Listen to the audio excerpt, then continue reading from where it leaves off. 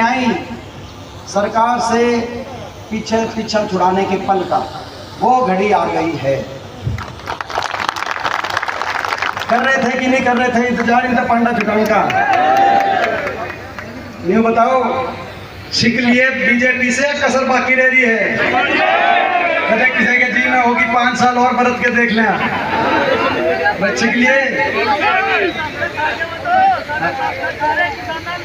हाँ, तो ये बीजेपी आज क्यों हरियाणा प्रदेश में एक बदलाव की भावना उमड़ के आई? क्योंकि इन्होंने हरियाणा का भट्टा बिठाने में, आपका भट्टा बिठाने में, हरियाणा का भट्टा बिठाने में कोई कसर नहीं छोड़ी।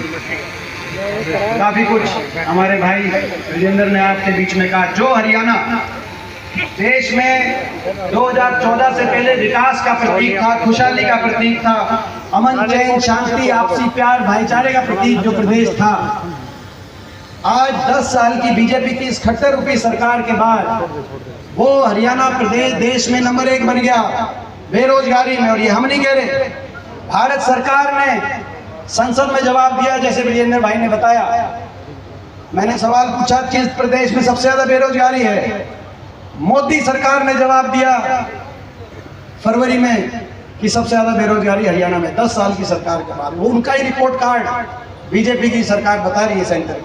सबसे ज्यादा आज हरियाणा विकास और खुशहाली से तो उतर गया, देश में नंबर 1 बन गया बेरोजगारी में, देश में नंबर 1 बन गया हरियाणा नशे में, पंजाब से ज्यादा नशा आ गया हरियाणा में, देश में नंबर 1 बन गया हरियाणा अपराध में, क्राइम रेट में। ये भी भारत सरकार का आंकड़ा है, गृह मंत्रालय का आंकड़ा है, नंबर 1।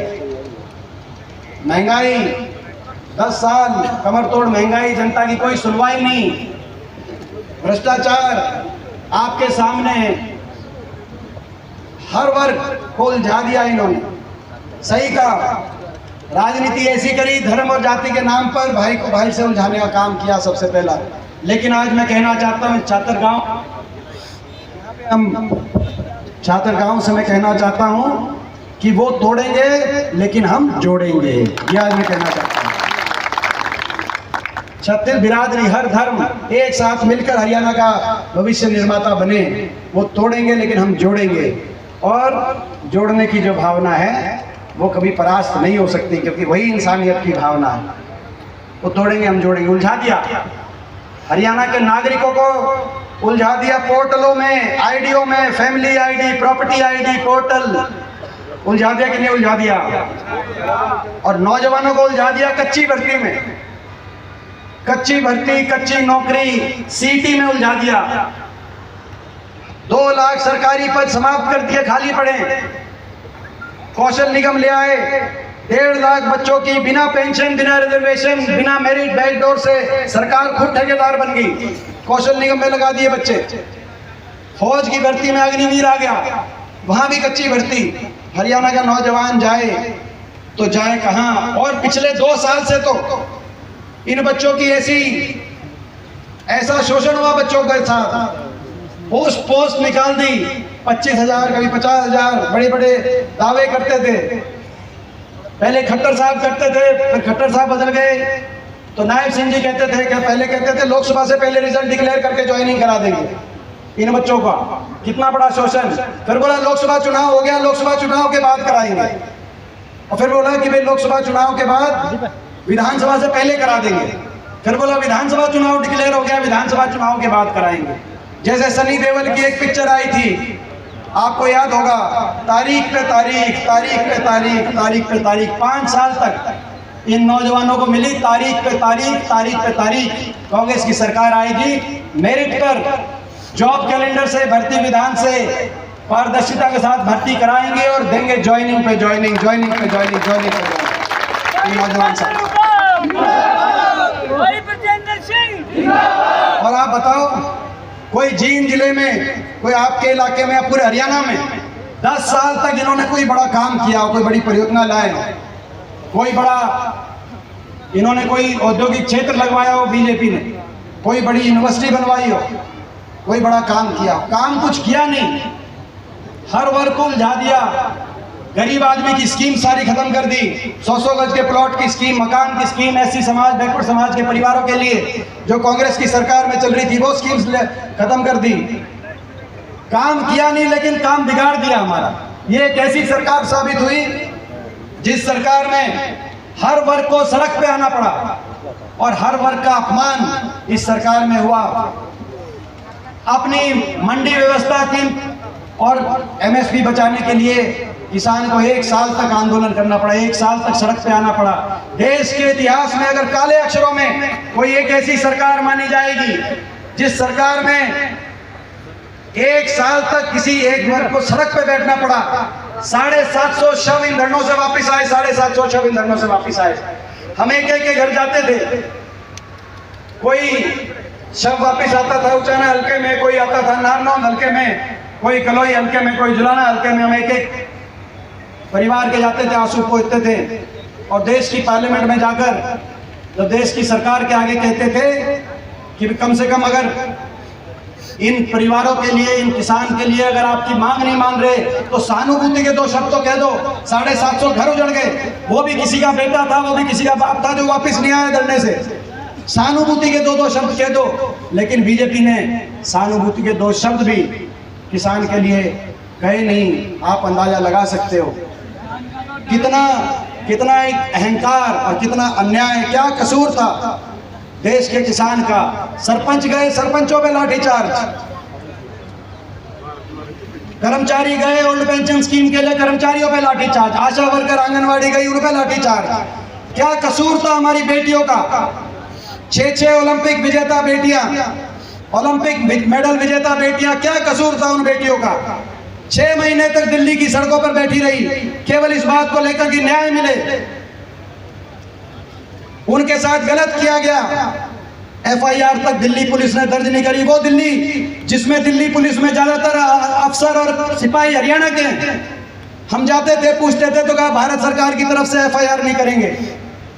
वो दिल्ली जिसके 3 तरफ हम बसे, हरियाणा, लेकिन दिल्ली जाकर अपनी बेटियों को न्याय नहीं दिलवा पाए। वो आपकी बेटी भी हो सकती थी, आपकी बहन भी हो सकती थी। क्या कसूर था विनेश फोगाट का? क्या कसूर था साक्षी मलिक का? क्या कसूर था उनका? ये तो वो देश है जहां दुश्मन की बहन बेटी की इज्जत को भी अपनी इज्जत माना जाता है। ये वो देश है जहां बहन बेटी की इज्जत पे बात आई तो महाभारत में, कुरुक्षेत्र में, यहां से कुछ कोस दूर कुरुक्षेत्र में महाभारत का युद्ध हुआ। लेकिन यहाँ पर इन बेटियों की जब मान सम्मान की बात आई तो देश की सरकार ने आंख बंद कर ली। इतना घोर अन्याय, जो ये कह रहे थे ब्रिजेंद्र जी कि अपने मन में घृणा, क्या दया का इतना भाव नहीं होना चाहिए? क्या दया का इतना भाव नहीं होना चाहिए? वो भी देश की बेटियां थी। क्या कसूर था उनका और क्या कसूर था हमारा? जब हम बात उठाते थे संसद में किसान की, पन पहलवानों की, मैं अकेला संसद में उस समय विपक्ष का सांसद था। हरियाणा से 15 सांसद, 14 बीजेपी के लोकसभा राज्यसभा मिलाकर जब मैं उठाता था, पूरी देश की बीजेपी टूट के पड़ती थी, खाने को आती थी। लेकिन दया का भाव किसी के दिल में नहीं आया, अन्याय का भाव, सहानुभूति का भाव नहीं आया, अन्याय का भाव। आप राजनीति कर लेते, वो तो हम धन्यवाद करते हैं सुप्रीम कोर्ट का। 6 महीने के बाद सुप्रीम कोर्ट के कहने पे एफआईआर दर्ज हुई और उसके बाद दिल्ली कोर्ट ने उस आरोपी बीजेपी के सांसद पर चार्जेस फ्रेम किए और कहा कि ये सबूत हैं कि 5 लड़कियों के साथ इसने गलत किया, उस बात के सबूत हैं। उन बेटियों का सोचो आप, जो बेटियां अपने सब कुछ को ताक पे रख के वहां बैठी थी। आज विनेश फोगाट लड़ रही है, हमारी बहन लड़ रही है जुलाना हल्के से। उन्होंने यही कहा जब कांग्रेस पार्टी में शामिल हुई कि भाई जब हम अकेले पड़ गए थे देश में तो कोई साथ आया तो कांग्रेस पार्टी ने साथ दिया, इसीलिए कांग्रेस पार्टी से जुलाना हल्के से गए। मतलब इस सरकार का, ऐसी अन्यायी सरकार, ऐसी अहंकारी सरकार, घमंड 7वें आसमान पे। और घमंड तो इतना बढ़ गया था कि लोकसभा चुनाव से पहले आपको याद होगा नारा दे दिया था 400 पार। क्या कहा? बाबा साहब भीमराव अम्बेडकर जी का हम बीजेपी संविधान तोड़ देगी अगर 400 पार हमें दे दो। बीजेपी ने नारा दे दिया, वो तो लोगों ने इनका घमंड तोड़ दिया और संविधान को बचा लिया। और जब हम संविधान बचा और संसद में हम पहुंचे, हमने शपथ ली तो हमने नारा लगाया जय संविधान कह के हमने शपथ ली। और जब जय संविधान का नारा लगा तो आपने देखा होगा पूरी बीजेपी तिलमिला गई। और लोकसभा के स्पीकर ने जब ये कहा कि जय संविधान नारे की कोई जरूरत नहीं है, तो 550 सांसदों में आपका बेटा खड़ा हुआ और मैंने कहा कि जय संविधान के नारे से ही देश चलेगा। और उन्होंने कहा कि नहीं, आप बैठ जाओ। मैं लोकसभा अध्यक्ष को और भारतीय जनता पार्टी को कहना चाहता हूं, लोकसभा में तो आप कह रहे थे बैठ जाओ, मगर जय संविधान के नारे की गूंज को, जय जवान जय किसान के नारे की गूंज को हरियाणा में हम नहीं बैठने देंगे, आपके कान तक दिल्ली में पहुंचा के रहेंगे। ये लड़ाई हरियाणा के भविष्य को बचाने की लड़ाई है। और इसीलिए हमने, जब कांग्रेस पार्टी ने एक अभियान शुरू किया, हरियाणा मांगे हिसाब, आपको याद है जैसे ही वो अभियान शुरू हुआ तो बीजेपी के बड़े बड़े नेता आए, कोई गुजरात से आया, कोई दिल्ली से आया, और बोला कि हमसे कैसा हिसाब मांग रहे हैं। 10 साल भट्टा बिठा दिया जिन्होंने हरियाणा से, वो बोल रहे हैं, बोला हमसे कैसा हिसाब मांग रहे हैं। हुड्डा साहब, हम तो हिसाब लेंगे, हम हिसाब नहीं दिया करते।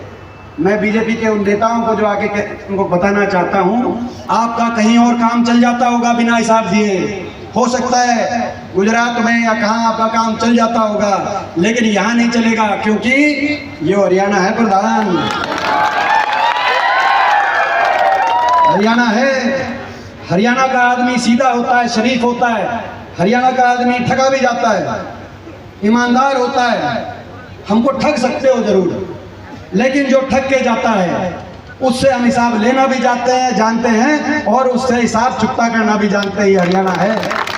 आपने ठगने का काम किया 10 साल, और अब भी ठग रहे हैं, अब भी ठग रहे हैं। आपने देखा 2019 में भी ठगा, 75 पार का नारा था, 40 पे रोक दिया था। बीजेपी को रोक दिया था कि नहीं रोक दिया था? हरियाणा की जनता ने 40 पे रोक दिया था, लेकिन धोखा बन गया। दोबारा सरकार किसने बनवा दी इनकी? दुष्यंत चौटाला ने, निर्दलियों ने, और दुष्यंत चौटाला ने, निर्दलियों ने, एक एमएलए की पार्टियों ने लाइन लगा के जाके समर्थन देकर सरकार बना दी।